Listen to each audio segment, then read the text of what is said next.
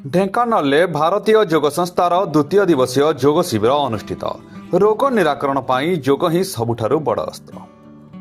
भारतीय योग संस्थान तरफरु ढेंकानाल सहरर प्रसिद्ध बलराम मंदिर सम्मुखरे आज द्वितीय दिवसीय योग निराकरण शिविर सफलता सह अनुष्ठित हो जाइछि।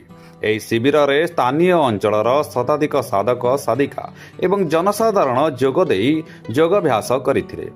ଉକ୍ତ ଶିବିରରେ ମୁଖ୍ୟ ଅତିଥି ଶ୍ରୀଯୁକ୍ତ ବସନ୍ତ କୁମାର ପଟ୍ଟନାୟକ ମହୋଦୟ ଯୋଗ ଦେବା ଦ୍ୱାରା ଅନେକ ରୋଗ ଠିକ୍ ହୋଇପାରୁଛି। ରୋଗ ପାଇଁ ମୁଖ୍ୟ ଯୋଗ ହିଁ ସବୁଠୁ ବଡ଼ ଅସ୍ତ୍ର ବୋଲି କହିଛନ୍ତି। ଆଜିର ମୁଖ୍ୟ ବକ୍ତା ଶ୍ରୀଯୁକ୍ତ ସୁରେଶ କୁମାର ମହାପାତ୍ରଜୀ ପ୍ରାଣାୟାମ ଓ ଅପାନ ବାୟୁ ମୁଦ୍ରା ଦ୍ୱାରା ଲାଭ କ'ଣ ହେବ ଲୋକମାନଙ୍କୁ ବୁଝାଇଛନ୍ତି। सम्मानित अतिथि भावे श्रीयुक्त रमैया रेड्डीजी रघुनाथ रेड्डीजी आसन और तार उपकार विषय मार्गदर्शन कराइछन्ति। शरीर को बेसी योग द्वारा रोग ठीक करिथाय बोली कहिछन्ति। जिला उपप्रधान श्रीयुक्त रघुनाथ त्रिपाठी सभापतित्व करथिले। आज रोग निराकरण शिविर में सूक्ष्म क्रिया और आसन कराइथिले। निजे मध्य जनसाधारण को अभ्यास कराइथिले।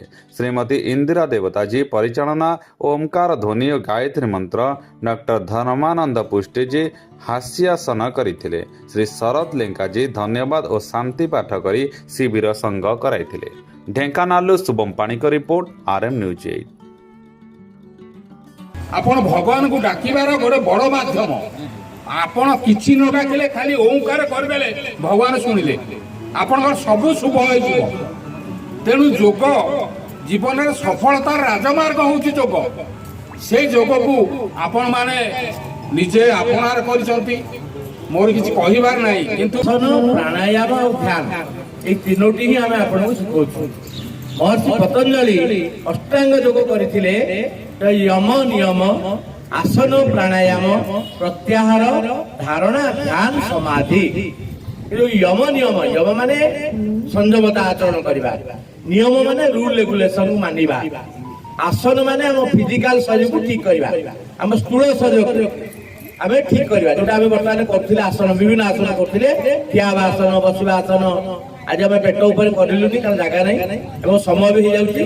पिठी ऊपर आसन करे मर्कट आसन।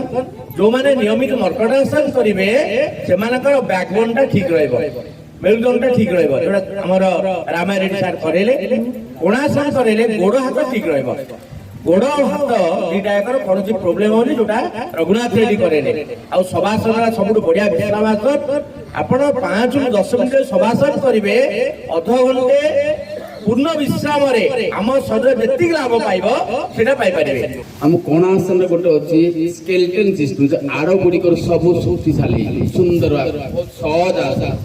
काहे कि ना हम धीरे धीरे कोन बला जति शरीर कर दबा हाथ आ एडी ऊपर बल देख शरीर जो ऊपर उठे दबा त स्पाइनल कॉर्ड सेटा सेति पे अपन पिंडली समस्या आत्तर समस्या अंदर समस्या ये धीरे दूर हो जाए।